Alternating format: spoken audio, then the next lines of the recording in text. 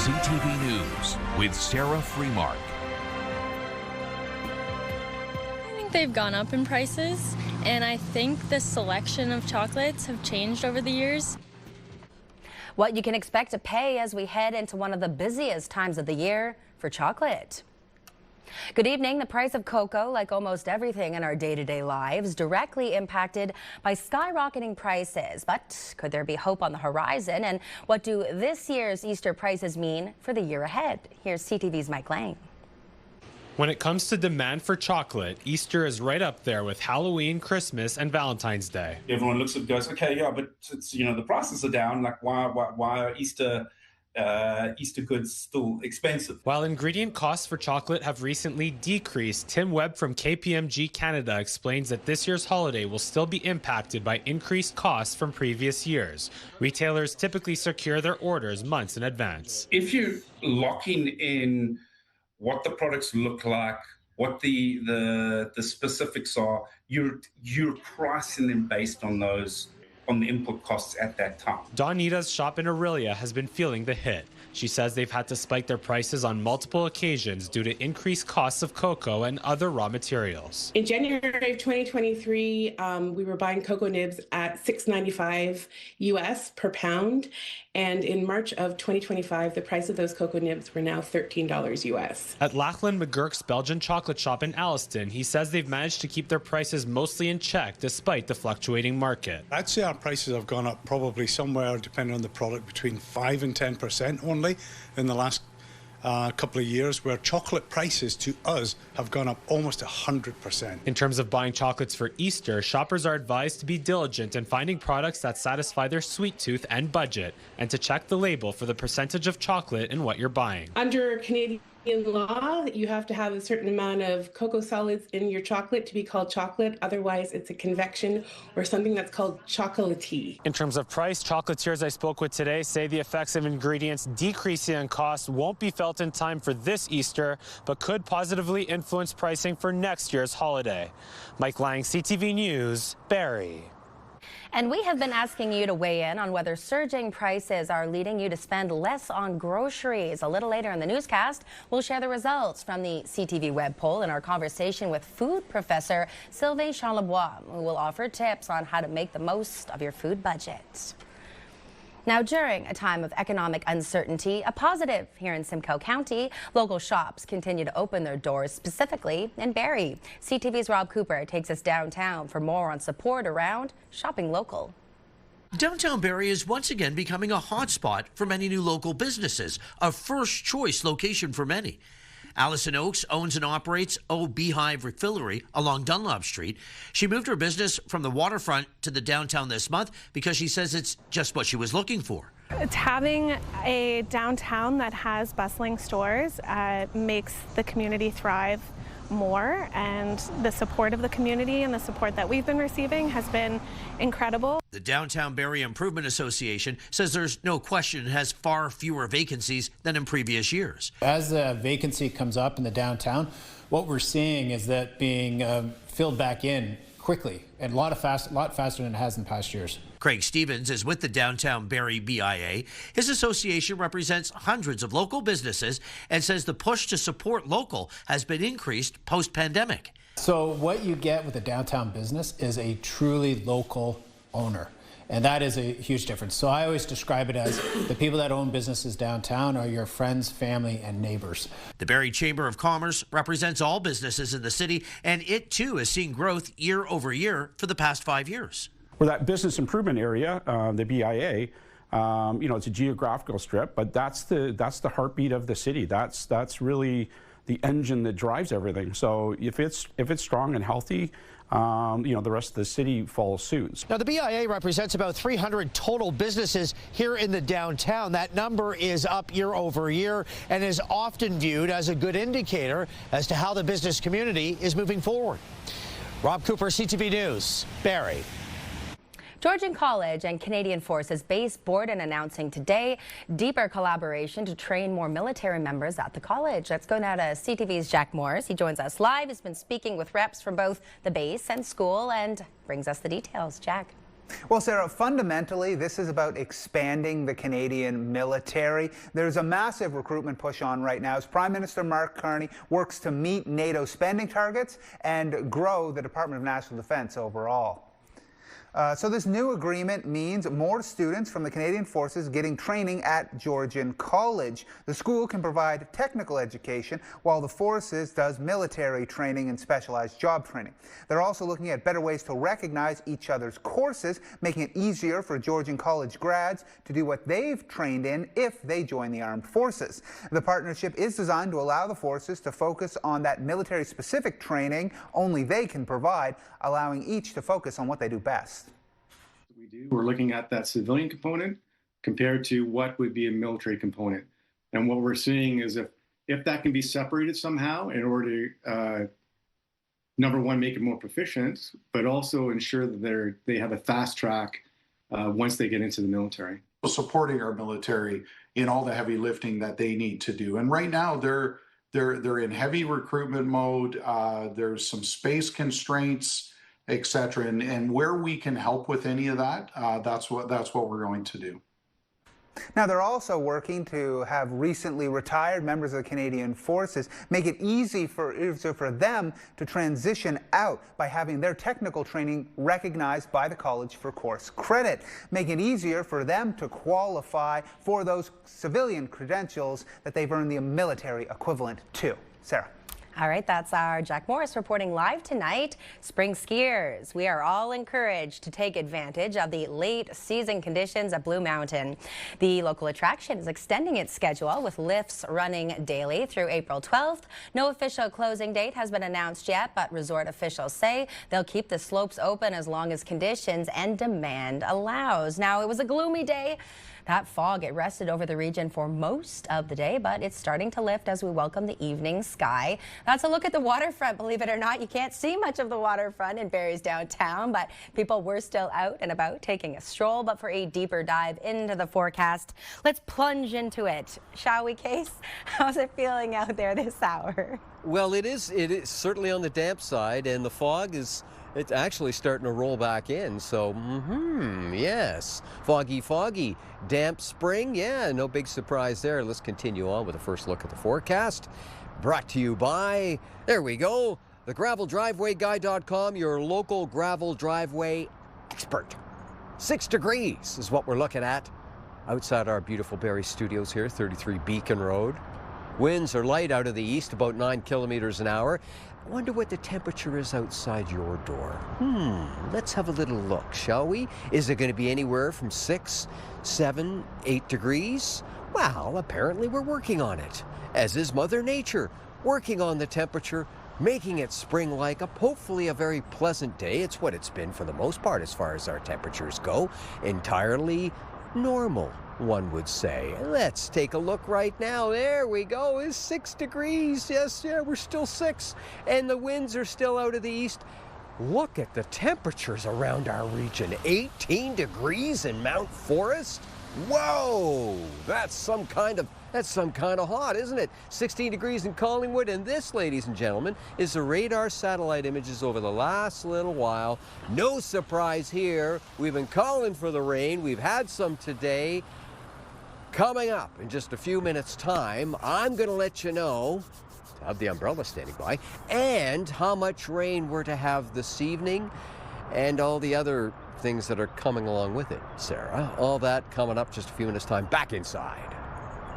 Thanks for that, Case. A local man has been charged in connection with a smash-and-grab jewelry store robbery. This was the scene inside the Oshawa Shopping Centre on Sunday afternoon, where several people can actually be seen jumping in to help take down the suspects. A total of 5 people were arrested, including a 22-year-old from Barrie, facing several charges, including robbery, possession of a prohibited weapon, and 4 counts of possession of a Schedule I substance. Meanwhile, Barrie police have seized this lot of counterfeit cash, valued at approximately $1.5 million. A 51-year-old man and a 32-year-old woman are now facing charges related to the investigation, which launched last year after reports of fake money being used in a private business sale. And now, a young man who murdered another teen inside a Barrie group home learned whether he'll remain in custody. The decision comes following a sentencing review for first-degree murder. CTV's Mike Arcelides brings us this report, but first a warning that details in this story may be both graphic and disturbing. A now 21-year-old man who admitted to viciously stabbing and murdering a 15-year-old boy inside a Barrie group home 7 years ago will remain in custody. The ruling by Justice Michelle first confirmed the sentence of the young man who pleaded guilty to first-degree murder in 2022 and was later handed the maximum 10-year youth sentence. The 21-year-old, whose identity remains protected under the Youth Criminal Justice Act, was a ward of the Crown after his parents could no longer care for him as he battled complex mental health and substance abuse issues. While living in the South Barrie group home in early 2019, the court heard he attacked the boy while he was asleep in his bed, then chased the teen and continued stabbing him in the neck and chest with a kitchen knife as others in the home looked on in horror. The young man admitted to being angry with the teen, believing he ratted on him to their foster parent for removing knives from a locked room in the home. During his annual review, the Crown read a report to the court highlighting the young man had not been receiving proper mental health supports while in jail at Central North Correctional Centre. The young man has reported hearing voices in his head and having night terrors, leading to a change in medication. His lawyer, Stephen DeWetter, argued his client's rehabilitation has been thwarted by a lack of mental health counseling at Central North and has called for him to be transferred to a facility where he can receive intensive mental health treatment and programming. Justice first called the lack of proper mental health programming at CNCC unfortunate, preventing the young man from receiving the treatment he needs to successfully reintegrate into the community in the future. The young man will remain in custody for 3 more years, followed by another 4 in a community-based residential facility if his sentence is confirmed annually. Mike Arcelides, CTV News, Barrie. Police have arrested 3 suspects in connection with a months-long break-and-enter investigation. It was called Project Compass. According to investigators, the suspects disguised themselves as construction workers to enter residential apartments and condos, allegedly committing more than 30 break-and-enters in York Region and Toronto. It's estimated the trio of men between the ages of 35 and 49 made off with more than $1 million worth of stolen goods. Today is the deadline for Canadians to submit a declaration to take part in the federal government's assault-style firearms compensation program. Now, this applies to firearms that were acquired before they became prohibited, which could have been in May of 2020, December of 2024, or March of 2025. The government is advising people that while taking part in the buyback program is voluntary, compliance with the law is not, adding that all assault-style guns must be disposed of or permanently deactivated before the amnesty period, which ends on October 30th. Meanwhile, the federal government is set to extend its cap on the annual alcohol tax increase for another 2 years. The aim is to keep costs down for breweries, wineries, and distilleries. Alcohol taxes usually go up with inflation every April 1st, but since 2023, those increases have been capped at 2%. That cap was set to end this year, but Ottawa now plans to extend it until 2028. The federal government has introduced a $3.8 billion strategy to protect Canada's natural environment. Our country is blessed by an incredible natural heritage. From the rugged Atlantic shores to the towering peaks of the Rockies, from the sweeping prairies to the boreal forests, from the Arctic to the sprawling mountains of British Columbia. Nature is at the heart of Canada. It is at the heart of our identity. The plan includes funding at least 10 new national parks, 15 national urban parks, and up to 14 marine protected areas. Ottawa says at least 1.6 million square kilometers of lands in Canada and up to 700,000 square kilometers of oceans will be protected over the next 4 years.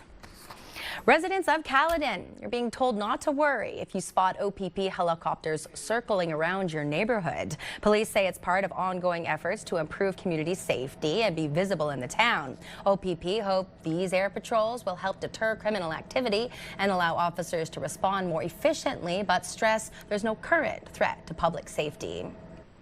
It is the end of an era. Door-to-door mail delivery will be coming to an end soon. Canada Post says it is beginning discussions about wrapping up the service in efforts to become more sustainable. The Crown Corporation is reaching out to bargaining agents for consultations about proposed changes, which include switching addresses to community mailboxes. As of right now, most older neighborhoods in Barrie, Orillia and Collingwood still have door-to-door delivery.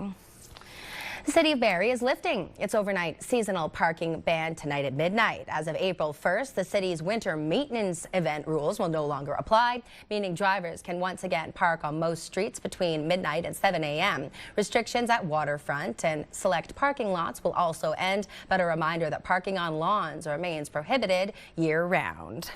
We sure do see it a lot during the air show, though, don't we? Let's talk about the Barrie Colts now, because the lads look to take back the series lead tonight against the Niagara Ice Dogs in Game 3 of their OHL playoff series. Back to the point, shot, kicked aside, rebound, scores! That goal in overtime on Saturday night by the Ice Dogs even the series at 1 apiece. The Colts will now play the next 2 games on the road, but they will get co-captain Kayshawn Aitchison back in the lineup after serving that 2-game suspension. We caught up with the team this afternoon before they boarded the bus to St. Catharines to see how they're gearing up. We just need to bring our best tonight, and we're looking forward to that. We've had a couple of good days of practice here, and guys are rested, guys are ready to rock and roll.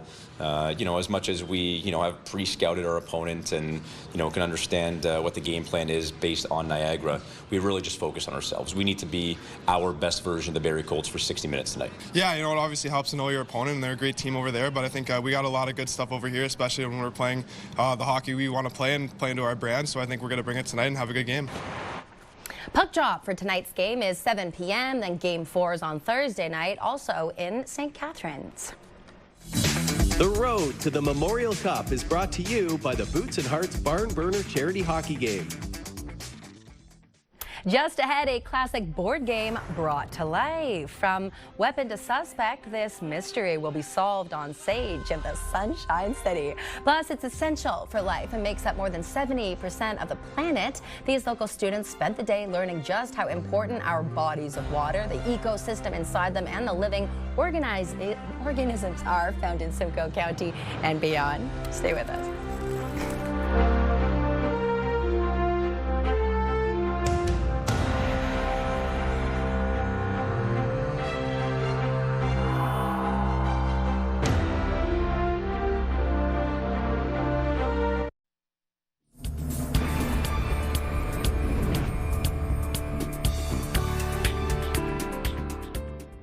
First up, as we look around the region, high school students were in Wasaga Beach today for a hands-on learning experience to see just how we impact the habitat that surrounds us and everything that lives in it. Jeff has delivered over 1,000 public presentations across Canada and maintains the most complete live collection of Canadian reptiles and amphibians to support conservation activities. This was all part of the Lake Huron Conference hosted by the Nottawasaga Valley Conservation Authority. The day included Indigenous teachings, up-close encounters with at-risk species, and interactive workshops. They can pick up sort of vibration. I think we enjoyed it a lot. We didn't really know about a lot of things that we learned today. I think it's pretty informational, and we're still learning. We're going to be learning from 6 different workshop individuals who are professionals in the community with relation to the environment and the way in which humans and nature interact with each other. Students also explored future careers in environmental fields, all while learning how to protect Lake Huron for generations to come. It is a madcap comedy many of a certain generation will remember. Was it with the candlestick in the study, or perhaps a dagger in the conservatory? Perhaps you'll believe you can solve the mystery of Clue.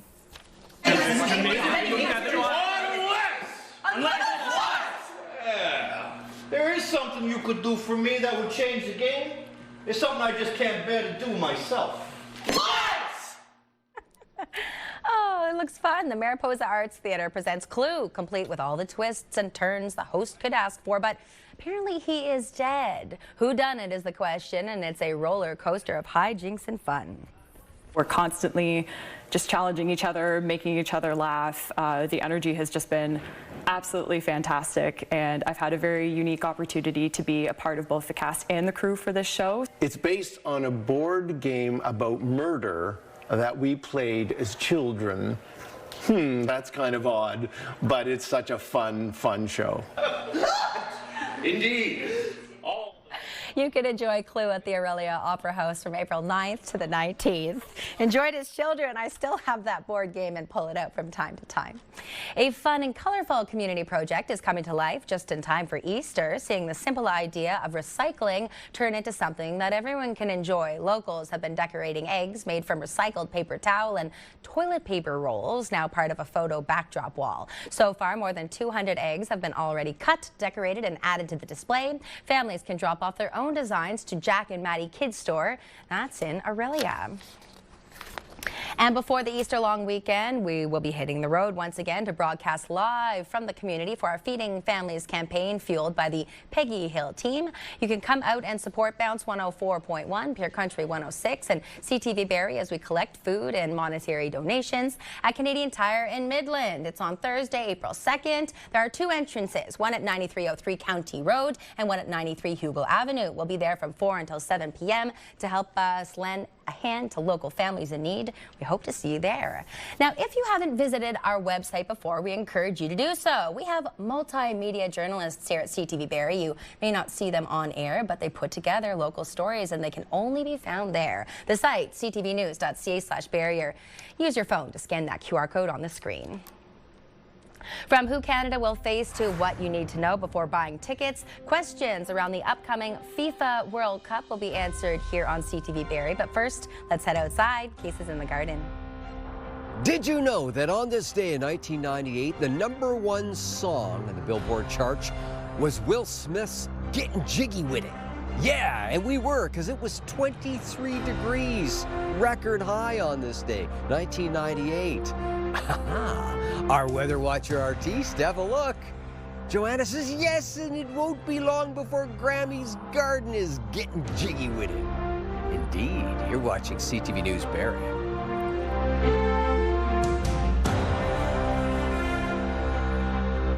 It's that time of the year. It's our Feeding Families food drive. The demand has never been greater. We're hitting the road as we partner with the Peggy Hill team and our radio partners at Pure Country 106 and Bounce 104.1. Hi, we're Martin and Steph from Bounce 104.1. And this week on the show, we are giving away pairs of tickets to see Weezer live in concert. And Bounce to the Bank continues. Your chance to win a daily prize of $1,000 and a grand prize of $25,000. So tune in Monday to Friday, 5:30 to 10 for your chance to win. Picture this. Brought to you by Bounce 104.1 and Pure Country 106.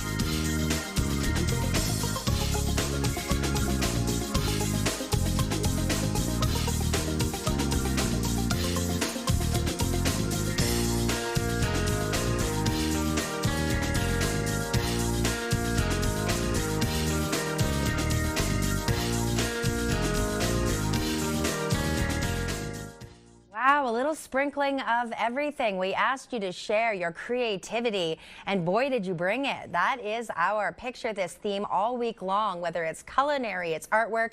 Keep it coming. Picture this at ctv.ca. Now, speaking of being creative, a crowd of highly fashionable dogs strutted their stuff in Vancouver. Take a look at the Cherry Blossom Festival's first ever pet parade, where dogs of all kinds were invited to show up and celebrate the fleeting beauty of the blossoms. Surely nice to see signs of spring arriving in parts of Canada. Now, Case, I mentioned to you yesterday, my favorite is lilacs. It reminds me, the scent reminds me of home. Do you have a favorite spring blossom? My favorite is the Launi cherry blossom. Is that the same as the cherry blossoms we just saw? No, it's the chocolate. Oh. Remember the cherry? You're probably too young to remember. Launi chocolate? It was a cherry blossom that was called cherry. Let me get on it. I'm Okay. researching starts now. And the old guy's got to stop talking about it. Okay, I'll continue about, let's talk about the weather. Everyone remembers that, right?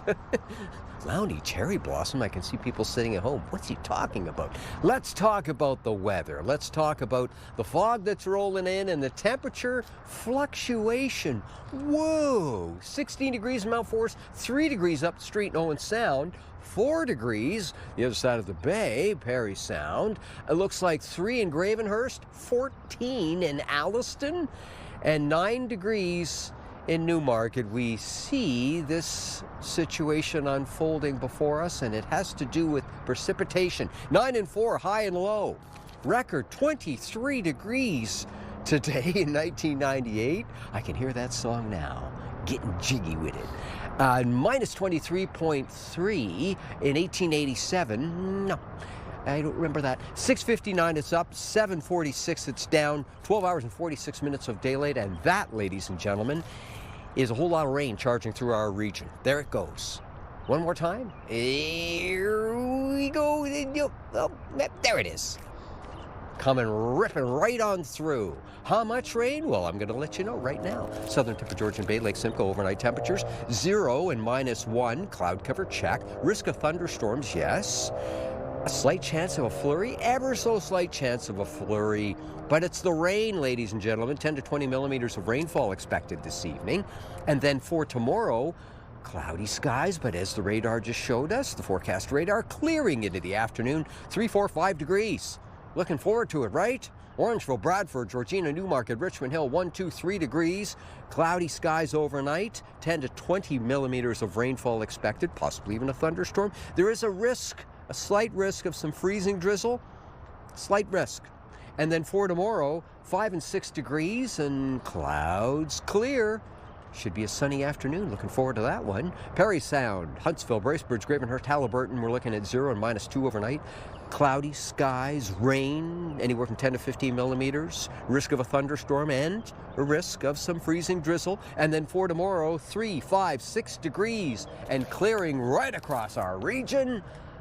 Is it going to stay that way, though? Well, that answer can be found in the Diamond and Diamond Lawyers 5-day extended forecast. And here we go. Taking a look at Simcoe County to start off with, and it looks like Wednesday, well, looks pretty nice. 5 degrees, sun and cloud, and then here comes the cloud cover.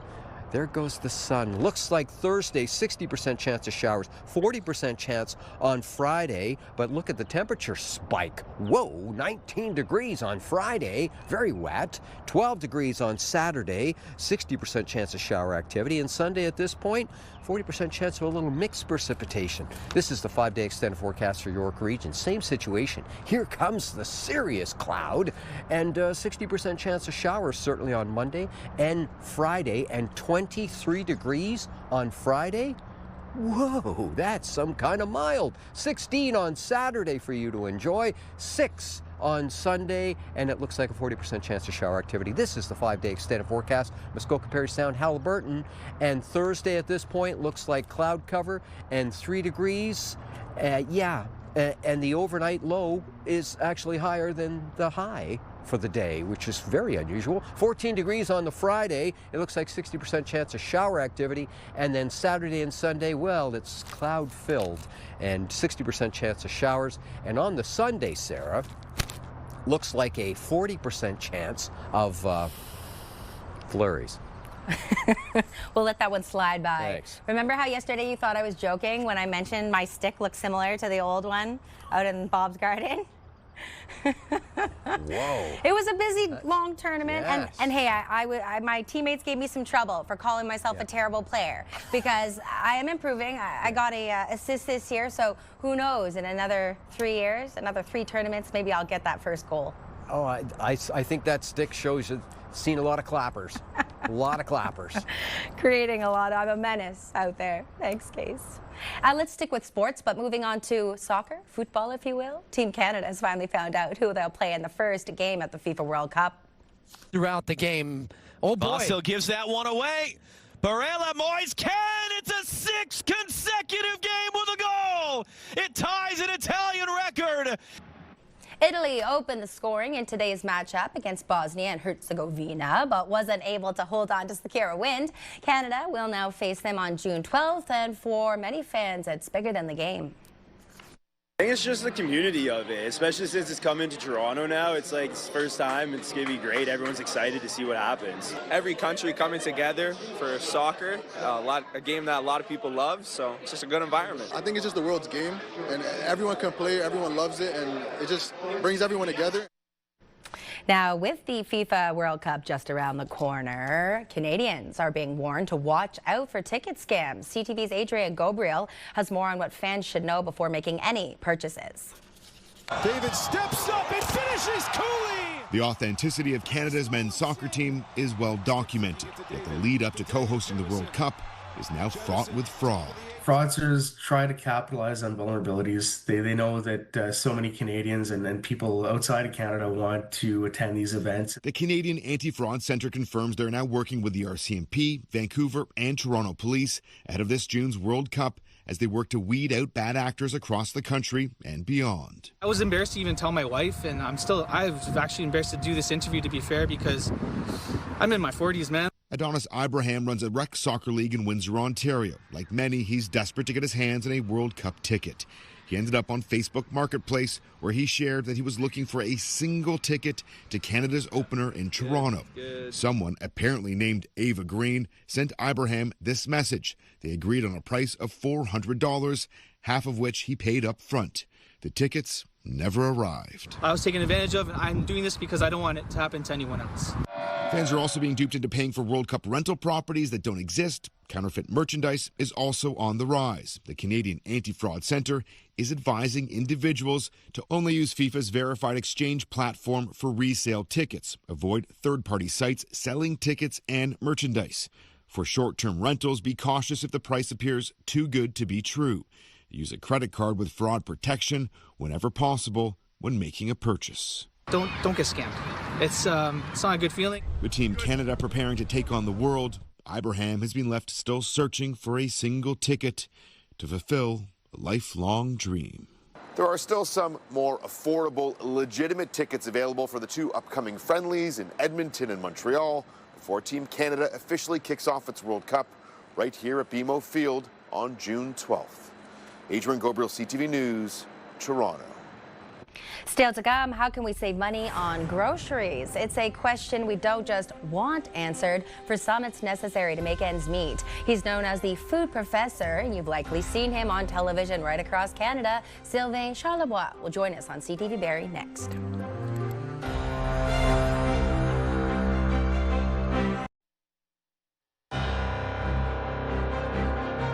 Recapping our top stories, a now 21-year-old man who admitted to stabbing and murdering a 15-year-old boy inside a Barrie group home 7 years ago will remain in custody. A judge confirming the sentence. As a youth, he pleaded guilty to first-degree murder in 2022 and was later handed the maximum 10-year youth sentence. Downtown Barrie is once again becoming a hotspot for many new local shops. The Downtown Barrie BIA represents hundreds of businesses and says the push to support local has been increased post-pandemic and says it has seen growth year over year for the past 5 years now. And cocoa prices have fallen back to earth after sky-high prices in recent years. However, the president of Nourish Food Marketing says that doesn't mean consumers will see lower prices. This year's holiday will still be impacted by increased costs from previous years. Retailers typically secure their orders months in advance.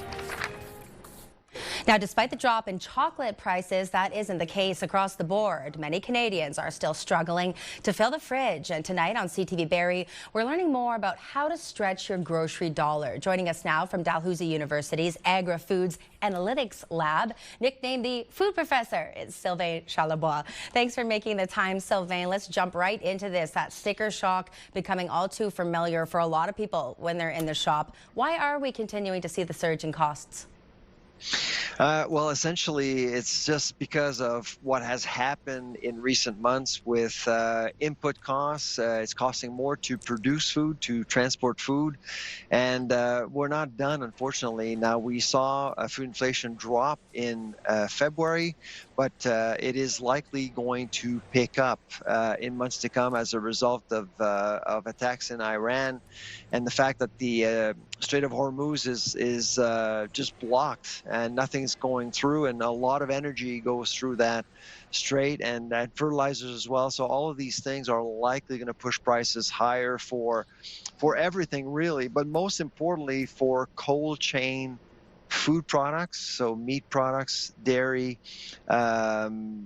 produce as well, and seafood. So all those categories are going to be impacted way more than other categories.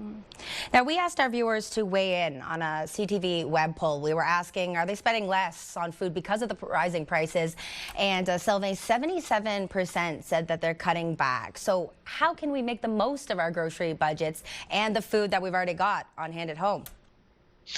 Well, I think that consumers in general are much more strategic. They actually are going out and they know what their options are. They're visiting new stores. In fact, we have some data coming out later in April showing clearly that Ontarians in particular are visiting more stores more often every single month. And that rate has actually increased substantially since over the last 5 years or so. Why? Because we're looking for bargains and we're trying to understand the market.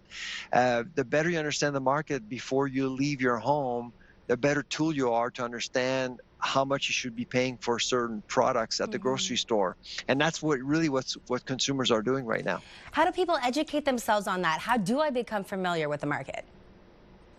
Well, so you have apps, of course. You certainly have flyers. You can look at different prices, of course, by visiting some stores here and there, independent stores, big convenience stores, and also, of course, wholesalers. You'll have a good sense of what prices you should be expecting at the grocery store. Per 100 gram, of course, with shrinkflation, people are not really stunned by the fact that quantities have been reduced. They're still looking at common denominators overall for 100 milliliters and grams as well. So people aren't as fooled as often as they used to. Well, I'm sure this will be just one conversation of many as we continue to see the climbing prices and hopefully down the road a bit of a reprieve. But thank you for taking the time. My pleasure. I've been speaking with Dalhousie University's Agri-Foods Analytics Lab professor Sylvain Charlebois. And now, speaking of rising costs, the price of fuel is one thing many have been actively checking, myself included. Today, the average price for a liter of regular here in Barrie sitting around $1.75, up only slightly compared to yesterday. Now, that fluctuating gas cost, it's in part being caused by the ongoing tension in the Middle East. Today, oil continued to trade for more than $100 US per barrel, but the Canadian stock market rallied. Let's take a look at where the numbers closed on this Tuesday. The TSX was up 833 points. The Dow was up 1,125, and the Nasdaq was up 795. And commodities oil was down, closing at $101 a barrel. Gold was up, finishing at $4,678 an ounce. Our dollar down, ending the day at 71.74 cents US. After years of planning and preparation, Artemis 2 is one day, hopefully, from launch with Canadian astronaut Jeremy Henson on board. CTV's Heather Wright has more from Cape Canaveral, Florida.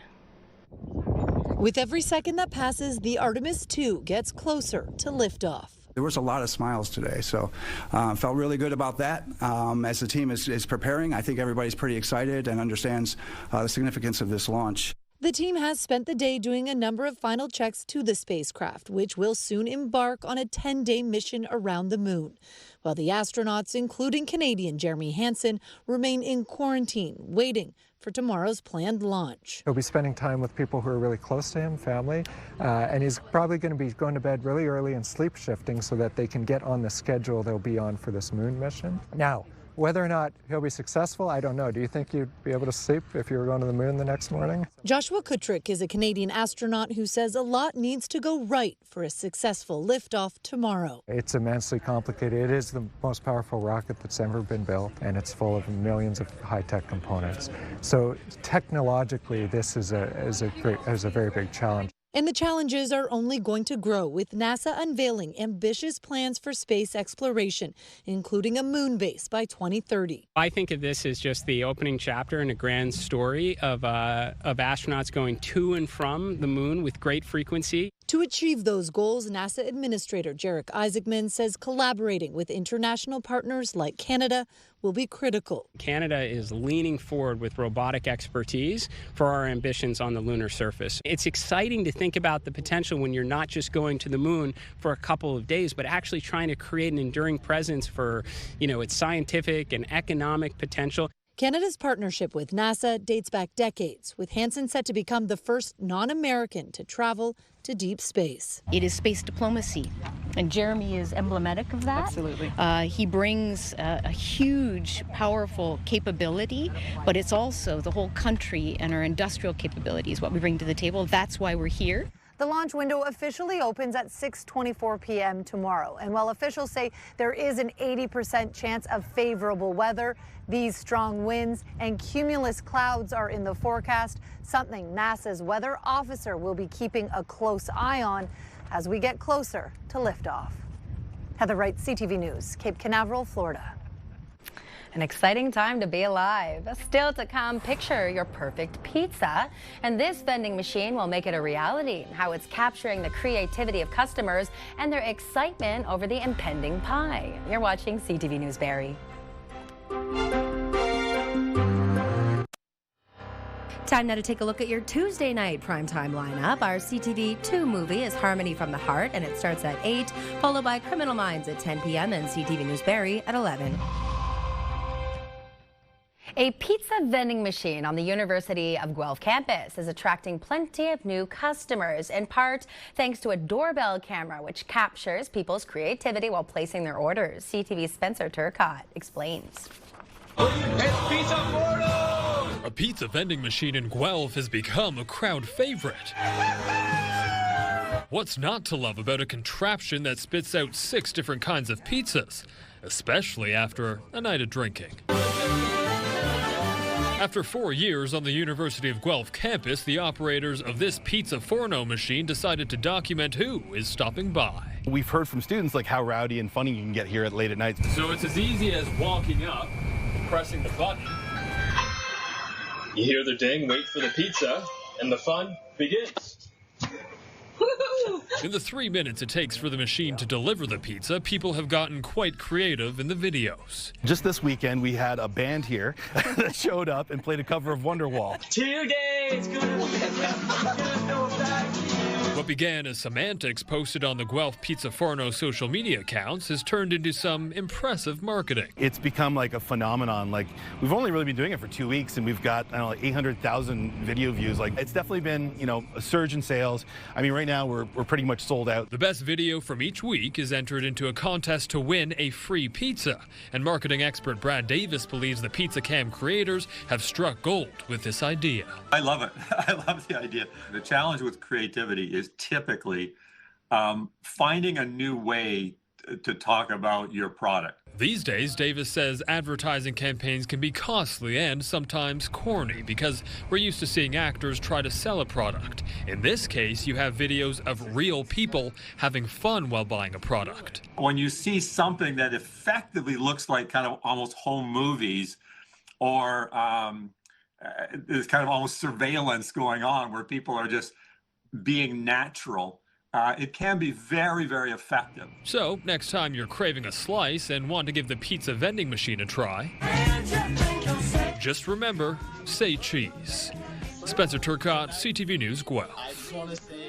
All right, Case, finally for us tonight, fantastic shirt. Our viewers might remember the story about grade 4 student Tristan Hollowell. He goes to Terry Fox Elementary School. With a little help, he came up with the concept behind this shirt. They're being sold at Giant Tiger on Cundles Road. It's an angel fish wearing a cowboy hat. Get this, they've raised $2,500 because all the proceeds are going to the school for athletic programs and field trips.